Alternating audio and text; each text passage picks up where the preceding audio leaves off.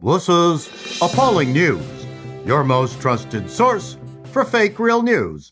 I'm Paul Chatto. J.K. Rowling derangement syndrome continues unabated, even though the tide is clearly turning regarding the gender ideology debate, with several significant wins recently, including Emma Watson, Hermione of Harry Potter fame, backtracking somewhat on her condemnation of J.K.'s stand on trans individuals, where J.K. controversially said, "Live your own lives as you choose," which was not good enough for ladies with penises. This sad tale of woe popped up in a rainbow Nazi Reddit forum. I had the worst panic attack I've had in a long time connected to my gender issues. Today, we had a staff meeting, and sometimes they going into having fun activities to get us motivated for the day.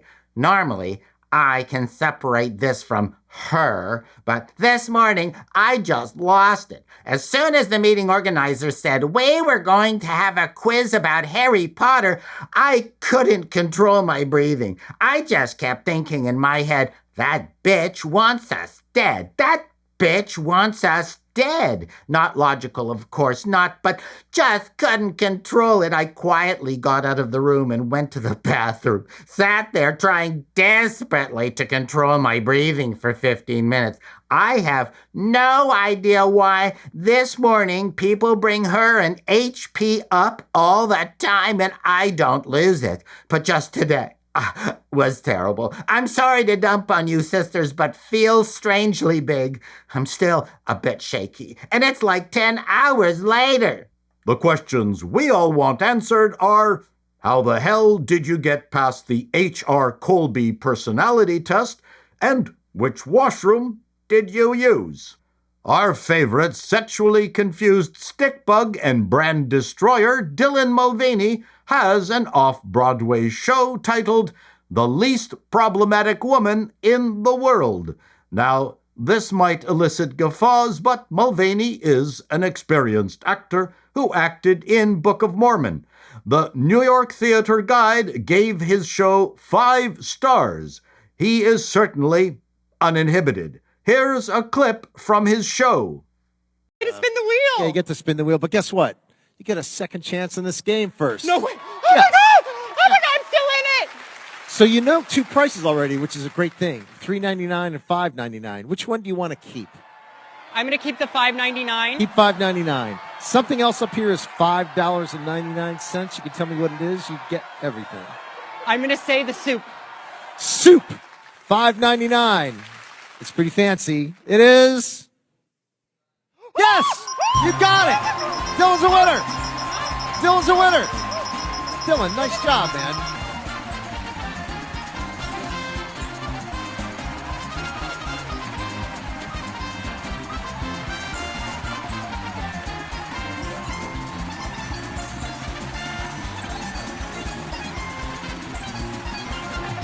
Amazing that he got Drew Carey to be in it. As we always say, men make the best women. Up here in one of Canada's 2 flattest provinces, the University of Saskatchewan Law School has a tampon dispenser in the men's washroom. Not surprisingly, as it is one of many of Canada's institutions suffering from hyper-DEitis. Except men don't need tampons or pads, and ladies with sausage danglers also don't require such accessories, especially since most of them are too busy taking selfies in the girls' washroom. But you say, what about trans-identifying females on male hormones? You got us there, you clever lawyer typeset Askew, except females on male hormones don't get periods. Your Honor, we rest our case. Over in the UK, where insanity is the new normal, we have found this. Man overboard is offensive term, says Royal Yachting Association. The national governing body for sailing, which was founded in 1875, has suggested that it should instead be replaced with person in water. in an inclusive language guide. The issue, as we see it, is that man overboard is quite ingrained in our psyche, as well as being a well-established international nautical term. If someone mistakenly yells, "Man overboard," will they be ignored?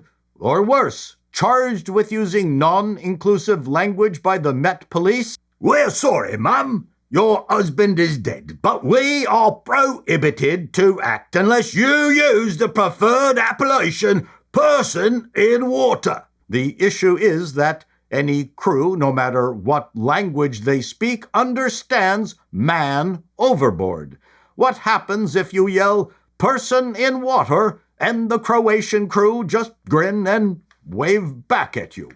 Other words and phrases in the Royal Yachting Association guidance list include seamanship will be changed to any of the following: boat handling, navigation, deck work, or maintenance, because having 4 words or phrases is way better than having just 1 word. Sportsmanship is now sporting behavior, which really doesn't mean the same thing. Chairman has been neutered to chairperson, an old favorite, and mother duties has been changed to cooking and cleaning duties. Truth be told, we here at Appalling News had never heard of mother duties, as our sailing experience has been restricted to canoes and a laser dinghy on one particularly rough outing. A penchant for chundering has curtailed further activities. Critics of the changes said the language guidance was balderdash that would have seafarers and sailors from previous eras turning in their graves. The RYA said, "As the representation of people identifying as female or non-binary has increased within our sport and recreation, it's important that the language that we use honors them and values them too." It suggests that the winchman or grinder positions should be replaced with person on the winch, but grinder is staying, as the enthusiasm for it was surprisingly high. We can hardly wait to see how the RYA will genderize the highly problematic phonetic alphabet: Charlie, Mike, Oscar, Papa, Romeo, Uniform, Victor, and Zulu. This is Appalling News, and that's the way it is.